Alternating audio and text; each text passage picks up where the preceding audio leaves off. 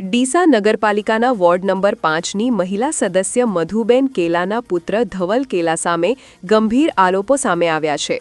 મળતી માહિતી મુજબ ધવલ કેલાએ એક કોન્ટ્રાક્ટર પાસેથી 20 લાખ રૂપિયાની ખંડણીની માંગણી કરી હતી।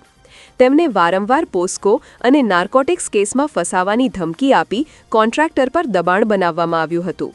આ ધમકીઓના કારણે કોન્ટ્રાક્ટર પાસેથી 3 લાખ રૂપિયા પડાવ્યા હોવાનું બહાર આવ્યું છે।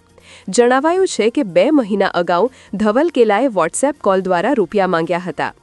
ઘટના પછી 2 મહિના સુધી કોન્ટ્રાક્ટર પર દબાણ ચાલતું રહ્યું અને અંતે પીડિતની અરજીના આધારે પોલીસે ફરિયાદ નોંધ કરી છે। પોલીસે ઝડપી કાર્યવાહી કરતા આરોપી ધવલ કેલાની ધરપકડ કરી લીધી છે અને આગળની તપાસ શરૂ કરી છે। આ ઘટનાએ સ્થાનિક રાજકારણમાં હલચલ મચાવી છે અને હવે દ્રષ્ટિ પોલીસની આગળની કાર્યવાહી પર ટકી ગઈ છે। રિપોર્ટર અંકુર ત્રિવેદી,